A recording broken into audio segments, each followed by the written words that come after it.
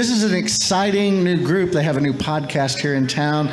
Perhaps you've heard of them, Denton and Dragons. If you have not, get with it, because this shit, as they say, is hot. So tonight, we're going to hear a little bit from Jerry and Ed, and we have a special guest. Lucinda Breeding from the Denton Record Chronicle is here to interrogate us. Yes, that's right. Give her a nice round of applause. Cindy Breeding, a.k.a. Denton Dammit. Yes, that's me. We are going to be doing this hot nerdy action tonight, so please give a hot welcome, Nerd Night welcome to our Denton and Dragons crew. Thank you. Thank you. Before we dive into ours, can you guys hear this microphone? Is it okay? Yeah. I just wanted to take a quick second to thank Allie and Amanda for your segments. Thank you so much. Thank you. Well, I'm just going to dive right in. I'm Cindy Breeding from the Denton Record Chronicle, and I did play a session of Denton and Dragons. Poorly. It was a very, very bad session. But what I thought I would do is kind of introduce you guys a little bit to the podcast.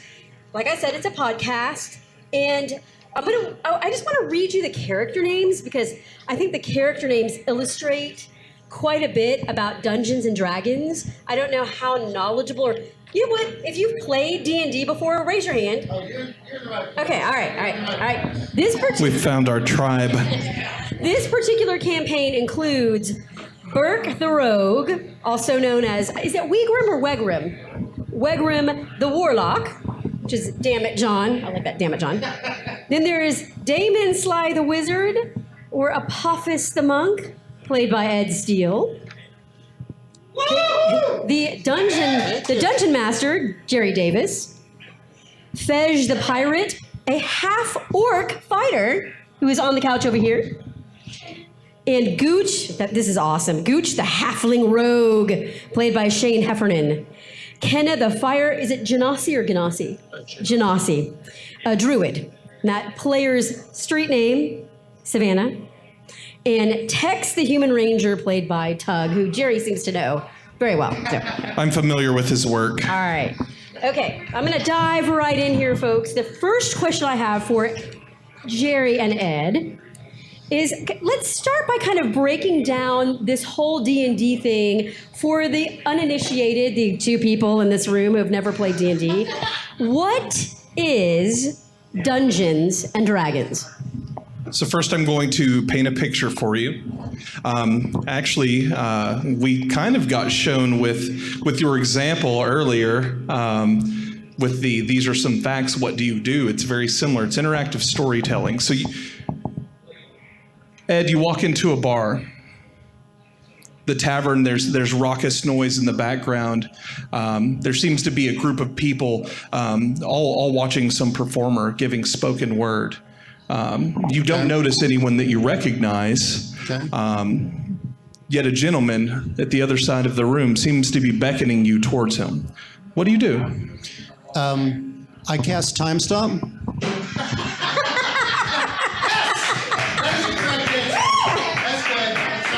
And I'll roll a four-sided die, +1, which will determine how long time stops.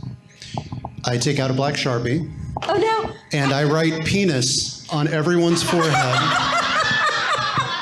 I then take the black Sharpie and I take that gentleman's hand, pull it out, put the Sharpie in his hand. I wait for time to start. Okay, so at this point he would roll a dice and it will decide the fate of that. If it's a 4, we're in for some fun, perhaps a brawl. If it's a 1, as he's finishing the first penis, suddenly time kicks back up. That sounds awful. And our friend Ed here is caught with a marker in his hand and with some childish behavior. That is in its essence, that is Dungeons and Dragons. It is interactive storytelling. It's board games without the board, sometimes a board, but it is a group of friends helping each other tell a story with a little bit of rules to help decide the fates. And the interesting thing is, a player who's taking cues from the Dungeon Master would probably go talk to the mysterious character at the bar. A player who's looking to maybe do something a little bit different or is not following cues will write penis on everyone's after casting a 9th level spell. But that's the beauty of Dungeons and Dragons. It's an open world of the imagination with the constructs of the rules and, of course, the Dungeon Master. While we're on this subject, Ed, why don't you tell us a little bit about the characters who typically inhabit a Dungeons and Dragons campaign? Who are these folks? Are they kind of the same from campaign to campaign? Tell us a little bit about the beings who inhabit the stories. So by beings, you mean the NPCs or the non-player characters, not the player characters? No, the player characters. Oh, the player characters. Well, they're mostly psychotic, really, these people. I mean, you just look at Jerry and Sturgot over there and Burke. I mean, we're not professional people at all. We don't, hold down jobs. We live in basements, or perhaps it's the opposite of all that. And we are individuals who either got started in Dungeons and Dragons when we were kids, maybe in the 90s, maybe just recently after it's seen a recent resurgence with Stranger Things. And at the end of the day, it's a theater of the mind and a gathering of friends enjoying being someone else or perhaps being themselves. I don't want to ramble on too long. I've been playing Damon Sly, who's a high elf wizard, since 1989. And he basically reincarnates into new bodies. He's been in 2nd edition advanced, he's been in 3.5, and now he's currently in this 5e campaign, and he remembers all of those previous lives, maybe in a Swiss cheese kind of fashion. Maybe he gets the details wrong, or he exaggerates how wonderful he is to the rest of the players, because he is a high elf. So if you've seen or read anything by or inspired by or by Tolkien, you might see humans, elves, orcs. Yes, so now I understand the question better. See, I'm not taking cues from the DM. You will see all sorts of fantastic creatures, everything from a hobbit, elves, different types of elves, wood elves, drow elves who live in the Underdark, who are very evil. You will see dragons. You'll see evil wizards. You'll see Yuan-Ti, which are snake people who are trying to bring about the end of the world. You'll see everything from a lich, which is an undead wizard. Hopefully you will not actually see a lich, because then you're probably going to be have your soul pulled from your body and then tormented for all eternity. You might even see a Draco Lich, which is a dragon that has become a very powerful undead creature. So the worst thing Damon Sly has ever encountered are vampire gnomes in Ravenloft. They're particularly nasty. Yeah. So Jerry, why don't you give us an idea of what maybe the chief objective or the major challenge is in your average Dungeons and Dragons campaign? Okay, so the first one is getting all the adventurers to show up. Yeah, some of you feel my pain. After that, it really depends. Wizards of the Coast provides a lot of pre-written campaigns that can range from, right now we're working on one that there is a curse that when you die, you die. And in the world that we play in, death isn't always permanent. There's resurrection spells and all that good stuff. But this curse is stopping that from happening. And so our players are currently trying to break the curse. There are other stories where there's struggles with the political system of the giants, and you are going to take that on because the caste system doesn't seem to be working out for the hill giants since they're down here and they want to be up there. Or there's also, for those that don't necessarily want to just go on the rails, they write their own things, and it's a dragon that's been terrorizing the town next to yours. And so you've got to take the short haul up to Sanger and defeat the dragon. Thank you. Ed, you mentioned a certain television show, or I guess, well, it's a Netflix show, Stranger Things. Now, there seems to be in popular culture sort of a parody of a Dungeons and Dragons player, aficionado, wan, pale, maybe a little bit spindly and masculine. Can you guys tell me a little bit about what sorts of people show up around your table? Well, we have Burke. We have Burke's daughter, Kenna. We have Chris. We've had you. I mean, we've had the stereotype, and I love the title for this nerd night, Mazes and Monsters, because there's a film that Tom Hanks was in a long time ago, and it basically teaches how bad and dangerous Dungeons and Dragons is, and you'll eventually, the special effects in that were really good, weren't they? Those effects were special. The special effects were really good, but Tom Hanks basically goes insane. I forget if he eventually kills one of the other players or jumps off of the roof, but it's always had this stigma to it. And the truth of the matter is, all sorts of people play Dungeons and Dragons, every age, every type, every sex. Most excellent. Okay. Well, so I wanted to ask both of you gentlemen when you started playing this game. So I'll go first, since Ed has seniority. I am sneaking up on my 1-year anniversary of being a Dungeons and Dragons player.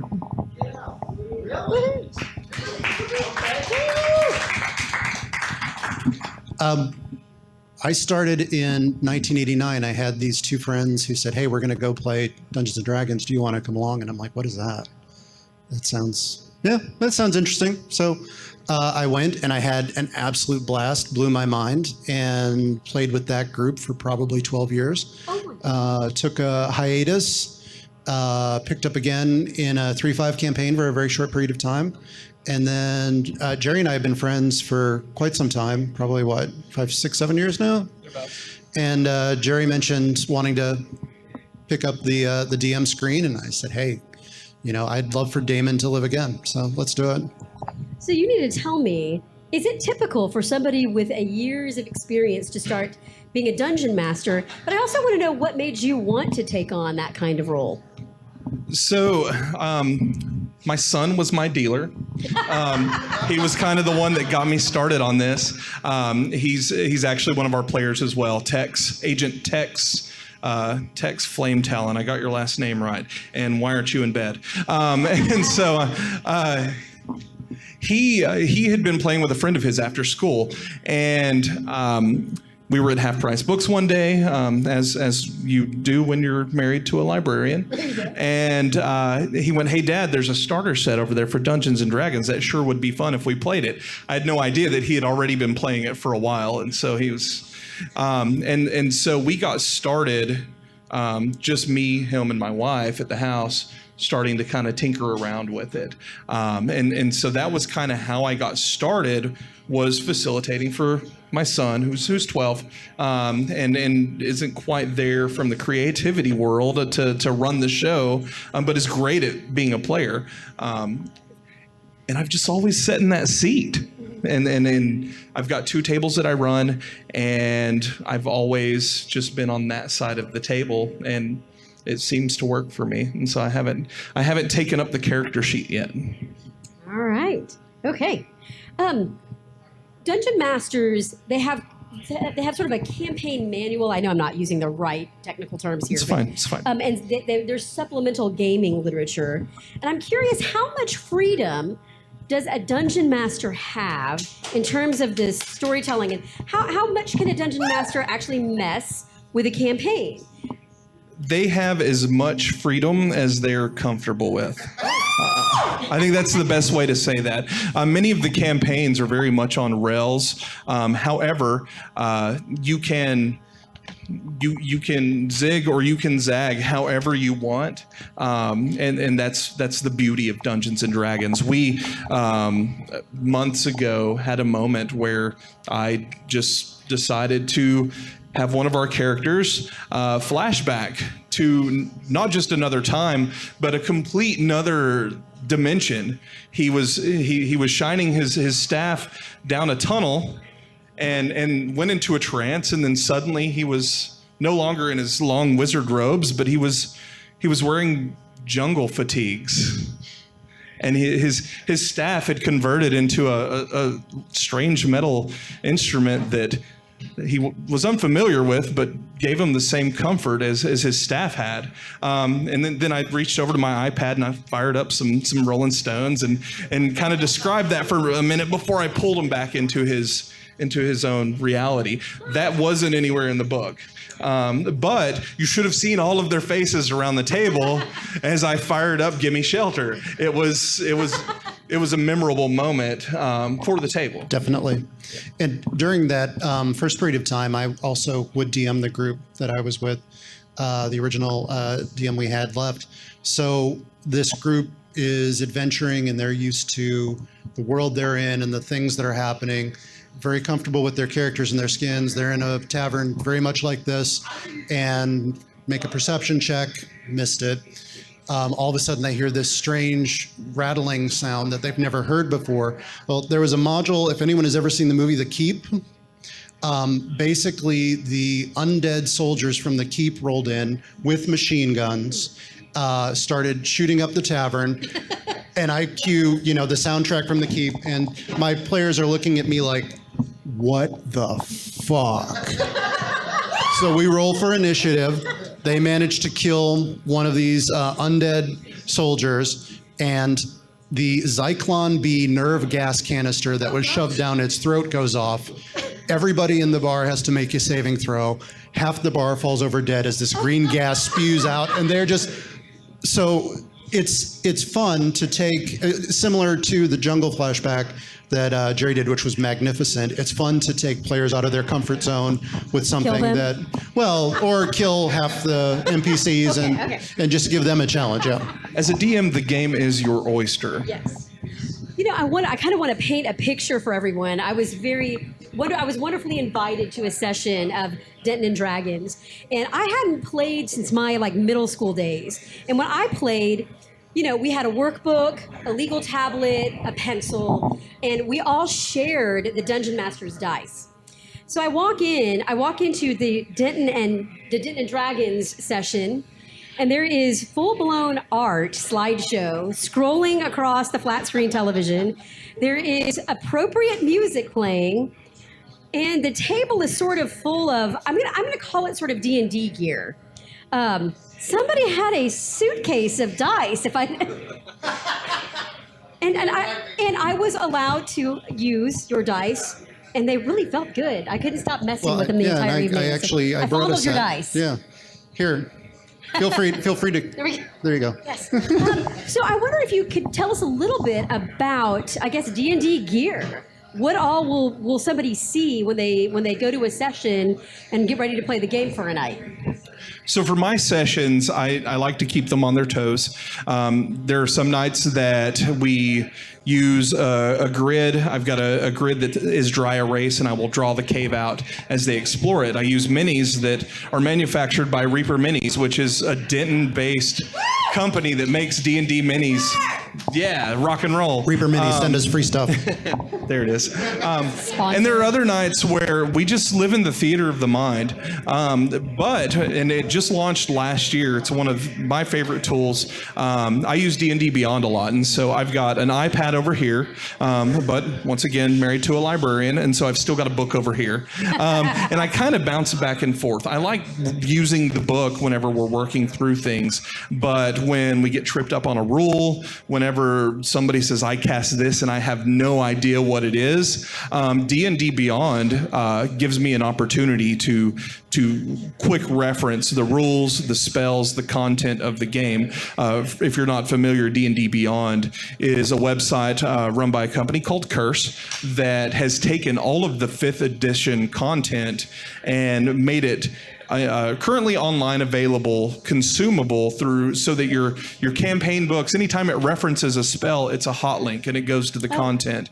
And so all that time that you would typically spend flipping through the player's handbook or the Dungeon Master's manual or the Monster manual, it's a hot link and then you're back in the game. I sit in front of the television in the living room when we play, and so I've got an Apple TV. I'll throw, if we're in a jungle, I'll put together a quick little slideshow of jungle pictures, and just kind of have those slide through. When we first started playing, before we started podcasting, I would choose different appropriate music, sometimes themed. If everybody was rolling really horrible, I'd whip out the Benny Hill theme song, and just kind of go with that until the dice started playing along. As we got into the podcast itself and we didn't want to be sued, we've got a lot of musicians at the table, so we've started writing our own music. Our good friend Burke and his daughter Savannah write most of the music that we've had playing in our most recent sessions. But it's all about the atmosphere. It's about the feel. It's about the immersion and keeping people in the story while you're playing. Ed, how would you say Jerry's dungeon mastering has evolved since you've been involved? I would say he started out great. And I'm not just saying that because I don't want to roll a saving throw versus death. No, Jerry has session on Friday. We do. Remember that. Jerry has a knack for telling a story, and he also is great at, I'll come up with a crazy idea like, how about my high elf wizard trades places with a Yuan-Ti monk because they have a similar look, and all of a sudden the party realizes it's not Damon traveling with them, it's Apophis, and he's a monk of the Long Death and might possibly be a bad thing for the party. And Jerry will find a way to work those things in and throw things in, original content that surprises the heck out of me because I never saw it coming. So especially with the last session, and I don't know when that will, which episode, but the last session had some really great original content that Jerry put together. So I would say he started out great and it just keeps on getting better. So tell me how you went True story. How you went from dungeon mastering to actually producing a podcast. That seems like a jump for me. So it's I was against it originally. Well, just because I like to take an idea and then I'm like, no, this is our own private sanctum. And then I'm like, yeah, let's do it. And we get a microphone and anyway, I'm sorry. That wasn't my question. Worries. It's fine. That wasn't my question. It's fine. Two reasons for me. The first one is we're making great memories at these tables. And we're playing really long sessions, and there are funny things happening constantly that as I'm an old man, I want to be able to sit wherever it is that I'm sitting, and hopefully in a rocking chair somewhere facing mountains, and listen to these funny things with me and some of my closest friends and my son. Going on adventures, so to be able to save that and stick it somewhere and reference it and listen to it, there's magic there. The other side of that is we share a lot of big, painful laughs, and I love thinking that there's somebody else that might be sitting at the table with us, whether it's they're stuck in traffic on 35 and they're trying to get to work and they can fire it up. If it's just somebody that's thinking about playing and they need something that kind of helps them connect the dots so that they can then start up their own table. It's allowing more people to access the fun that we're all having, and hopefully there's a few people out there that actually enjoy it and see the value in it. Now, like you said, the sessions are kind of long. So tell me how you guys edit your sessions, and are you trying to get things to last about an hour? Help me out there. So our sessions typically start, I run it, we do doors at 6, recap at 6:30, the game starts at 7.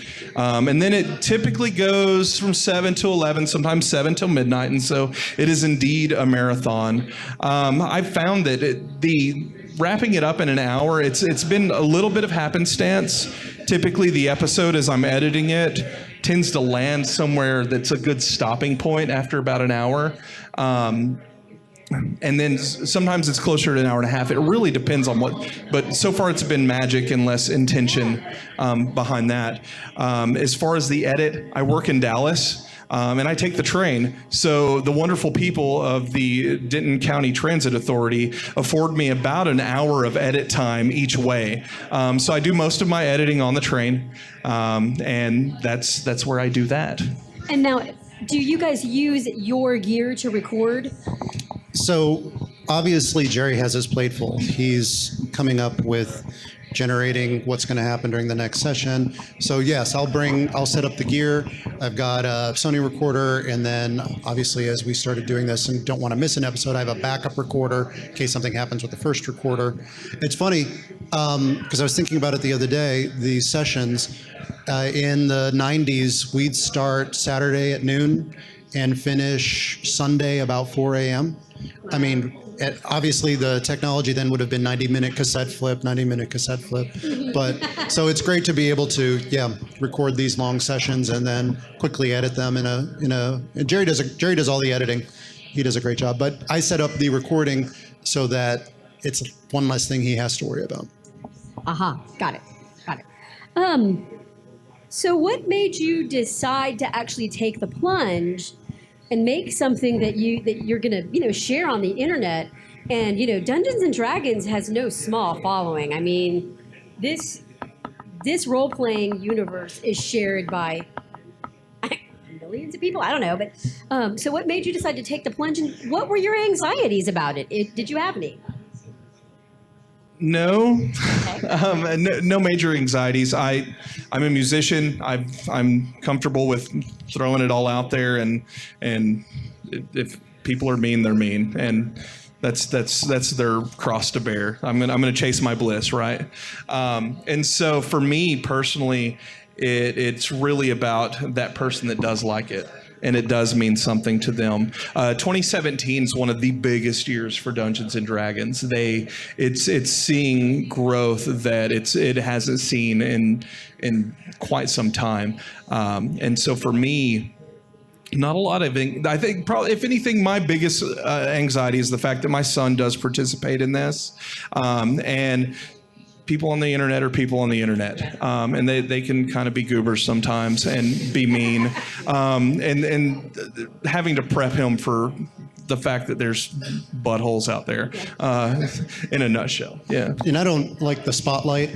I don't like lots of attention or that sort of thing. I have a real problem with that. So it was a big leap for me to Had to have some therapy sessions. to try to decide that would be, Come on, Ed, come on. Well, Ed, I managed to. Thank you. so what do you suppose the podcast communicates to listeners about Dungeons and Dragons and the people who love it? What do you think this podcast says about the game and the people? Well, obviously, we don't record the human sacrifice section of the podcast. That part gets edited out. But what it communicates is this is a group of friends, some who've known each other. I met that Joker on a BBS in Denton, I think in 90. Yeah. I met Chris a couple years ago. I met Jerry. I mean, I'm rambling here. What it communicates is a group of people, some who are friends for a long time, some who are new friends, can get together and really enjoy themselves in a fantasy made-up environment. We had at last session, Jerry's friend Adam came. Adam Scott, right? Came. He's going to be DMing his first game. Or has already. And at the end of the game, he said, wow, you know what? I just wanted to thank you. You were really welcoming. Everyone was really welcoming. I had such a really great time. So, Both of you, tell me, what would be your ideal campaign, and describe your ideal dungeon master? Like, if you could create them, like roll the dice and build them. That's a really good question, and I just want to thank you for asking that question. For me, I think that there's a balance between, and it really takes reading your party, but there's times where you get serious, and there's drama, and there's a moment where it's tense, but then there's also that moment where the well and the bowl of tulips are falling from the sky, and the tulips is like, oh wow, this again. And so for me, it is sometimes a little Stephen King, sometimes a little Douglas Adams. That would be my ideal DM, somebody that can kind of bring the levity, but also scare the crap out of you too. Like it. Yeah. I would say, in addition to that, someone who can take a really wild and vivid imagination and then bring it to life, describe it in such a way so that it feels like a real world. The last thing you want to walk into is a campaign where it feels like all the characters are mannequins, they're not real people. Every person that you come across should have a backstory. Things that non-player character or character that the DM is either in the module or has created himself. That person has hopes, fears, what they're trying to accomplish, why they had a bad day, why they had a great day. And a lot of times you're not going to have all of that written down for every single character. So as a dungeon master, someone with the ability and imagination on the fly, okay, so here's this barkeep, he's had a really terrible day because he found out that someone burned down the distillery in the back, or something happened terrible. And that's why he slammed the beer down, which spilled on the orc next to him, which started the fight that you're now in, right? So basically world building, realistic world building, which, if I may, I brought a couple of prompts. Back when I would DM, this was the map. And tell us when that was. Can you give us a year? It would have been like 90. Who was the president? Yes, who was the president? I'm going to say 92 to 95. Bill Clinton. Yeah. So this was the map. I don't know if anyone can see this. This was the map of the world.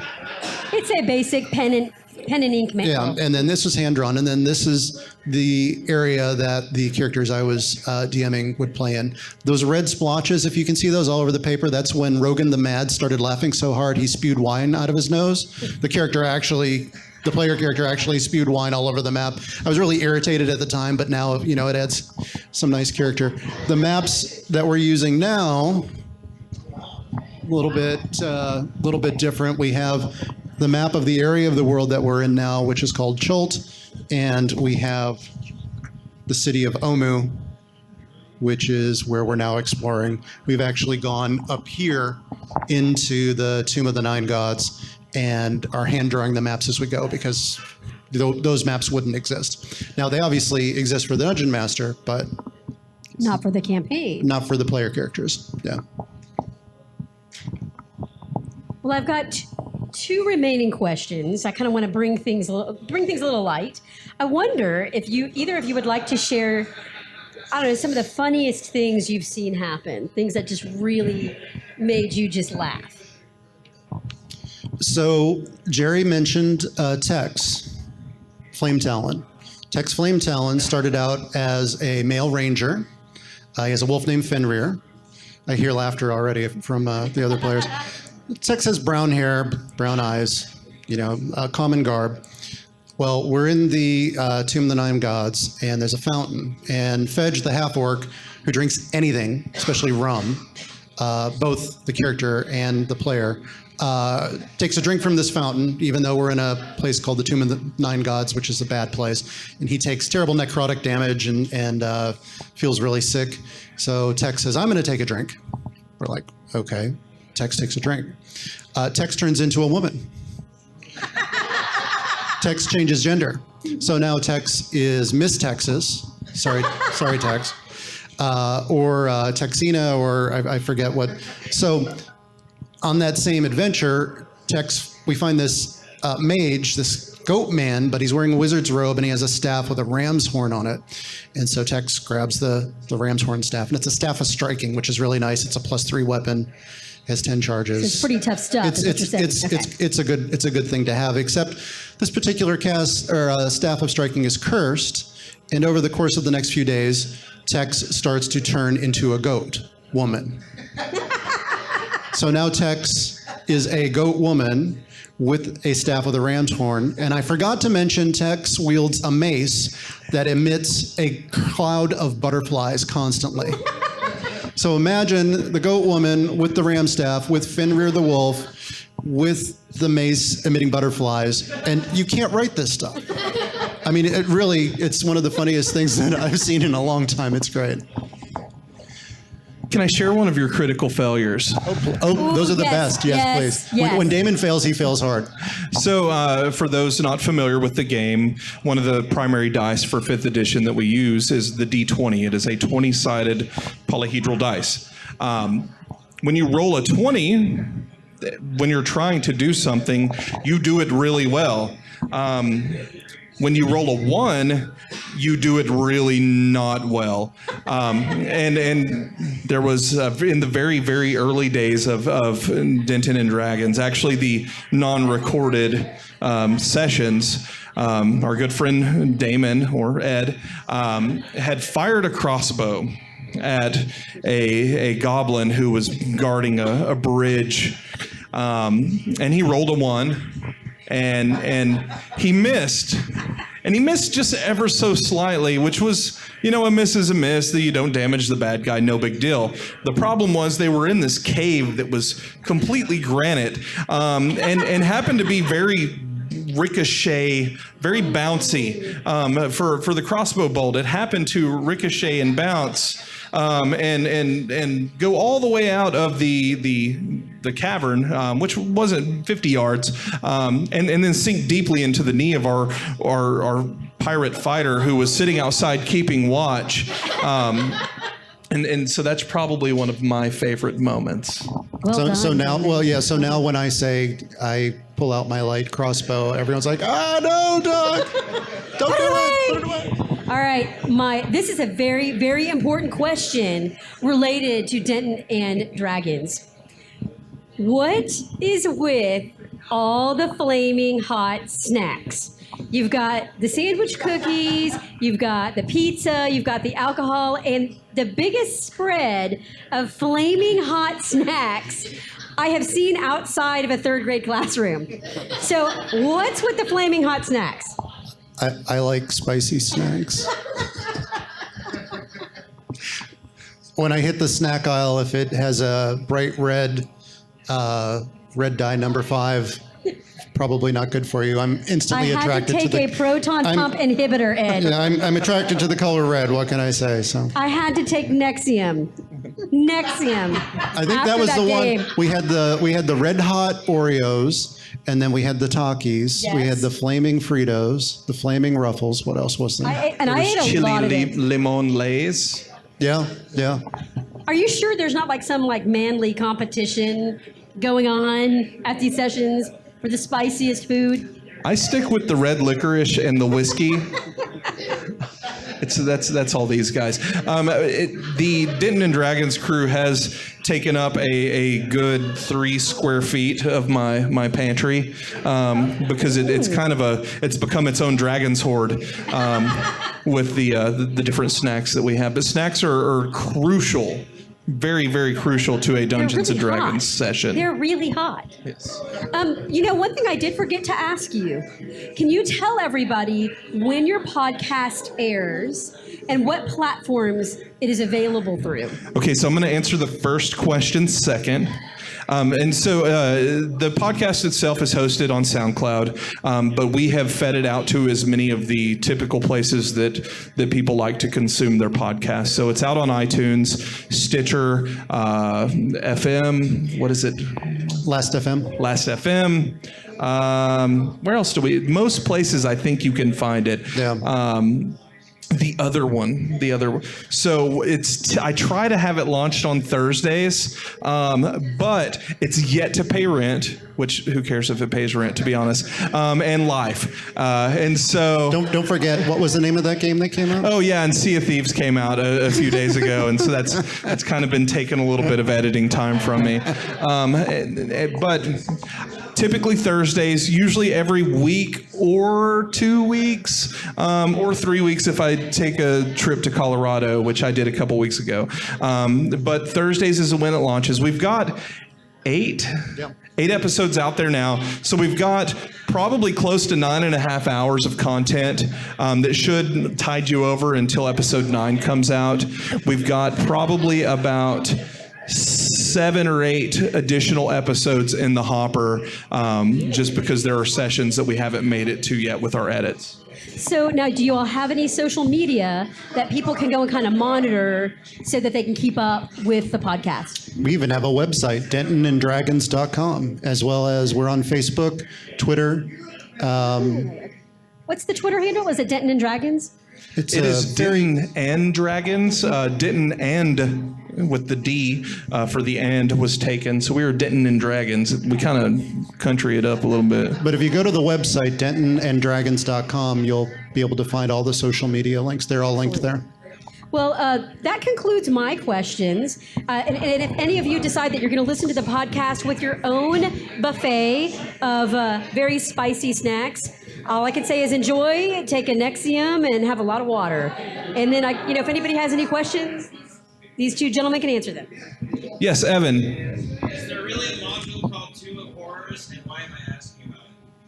There absolutely is a module called Tomb of Horrors. And if Thursday night you're planning to go see Ready Player One, you might get to peek at the Tomb of Horrors. Tomb of Horrors was a module that Gary Gygax himself wrote back in the late 70s. I don't know the exact year, and I don't want anybody to beat me up on Twitter, but it was designed to eat character sheets. The game was, that module was chock-a-block full of traps and different spheres of annihilation and things that were designed to make your players at your table hate you, but also have lots of great opportunities to think of great new characters and backstories to write up. So what does Jerry pick to run us through? So we currently are playing through a campaign that launched last year by Wizards of the Coast called Tomb of Annihilation. Tomb of Annihilation is an homage to the Tomb of Horrors. It is very similar, but they've taken from just finding the tomb and then going in and trying to get through it and find Asarak the Lich. It's built this entire world around it, and it's brought. They've placed the tomb on the island of Chult, which is a jungle base. So you've got more of a jungle world instead of your typical Tolkien fantasy alert, world. it's right here. Which means we've got dinosaurs, we've got raptors and T-Rexes, and so it's really. Yeah, it's quite challenging, and there's a little disclaimer at the beginning of this module that states this campaign will make your players hate you. ... Don't forget to tear their character sheets up whenever their characters die. But we still love him. It's Jerry. How can you hate him? It's because I haven't killed any of them yet. What other questions do you have? Yes. Okay, so I'm wondering if I've only played a couple times, I'm in the Denton area, what do I do to get involved? So these are my suggestions for you. First of all, if you want to run a table and DM yourself, it's a lot of fun. What connected the dots for me was listening to a podcast called The Adventure Zone. The Adventure Zone, the first few episodes start out, they're running the starter set, which is really cheap. And I think you can get it at More Fun and Games for like $15. And it comes with dice, it comes with some basic character sheets, and a really fun, good campaign to get you started. The starter stuff itself makes it a little tough. If you listen to The Adventure Zone, for me, it clicked because you kind of get an idea of when they're rolling the dice for what different things they're trying to do. I can say that Sunday at Reaper, which is over kind of past Geyer High School a little bit, on Sundays, they do kind of an open session. I think it starts at 11 a.m. If you go in, there's tables all over the place that people are playing Pathfinder, they're playing, which is another game similar to Dungeons and Dragons. And they do some Adventure League stuff where if you don't have any experience, they will welcome you in. You can sit down, they'll help you create a character, and they'll kind of hold your hand as you get used to playing the game. I have 2 suggestions for you. Go out on Reddit in the /r/Denton group. I've seen questions there about, are there any groups going on? Go into the Dungeons_Dragons subreddit and ask there, or in the D&D subreddit. There is a specific subreddit created for people looking to find groups to play with. The other suggestion, I was picking up Spiral Diner food to go tonight, and the to-go cashier's like, I love your shirt. What is that? I said, well, it's our Dungeons and Dragons group. She said, oh, there's about 4 different campaigns that all of us have going separately. So go to Spiral and grab something to eat, and maybe ask one of the servers there. They may be Wear a looking for cool another player. t-shirt. Yeah.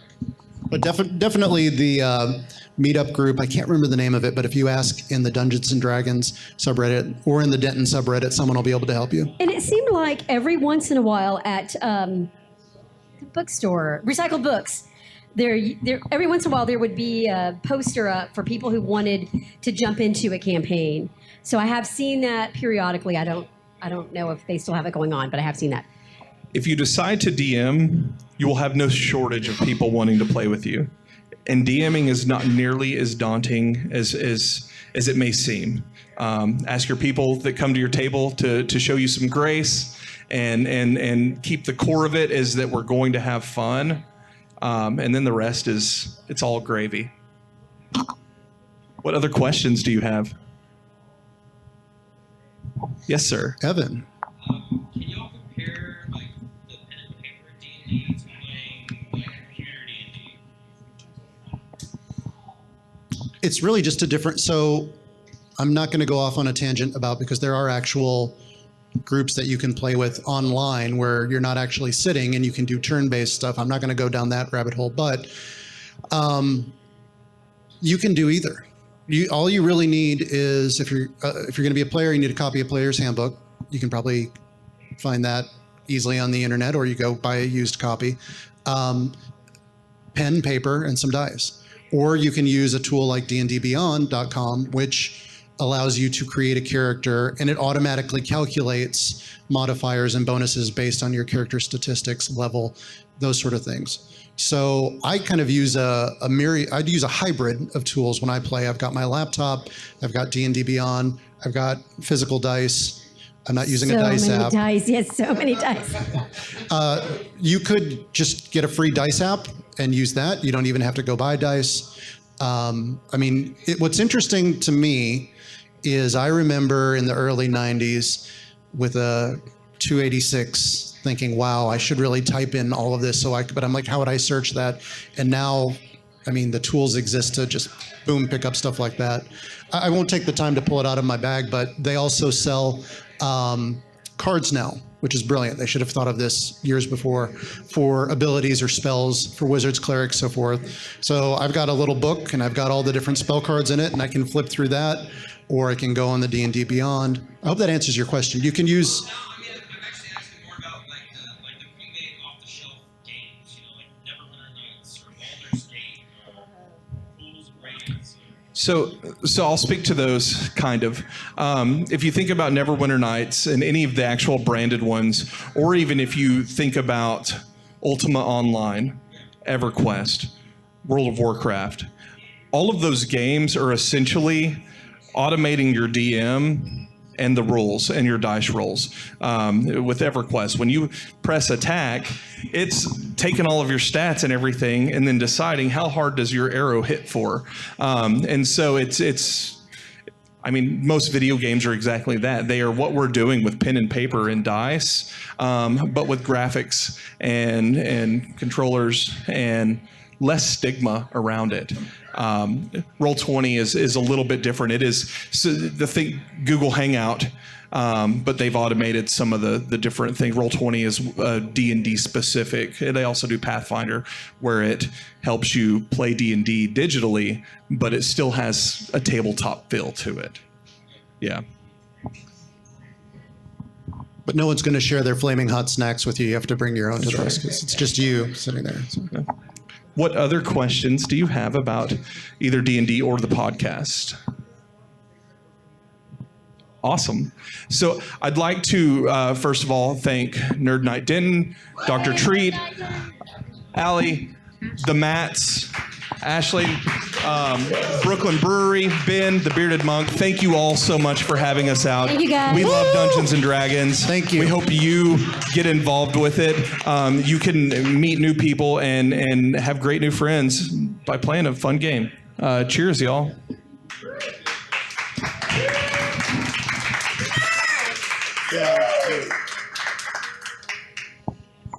My character, Damon Sly, thinks you're all clapping for him, so thank you. He is a high elf.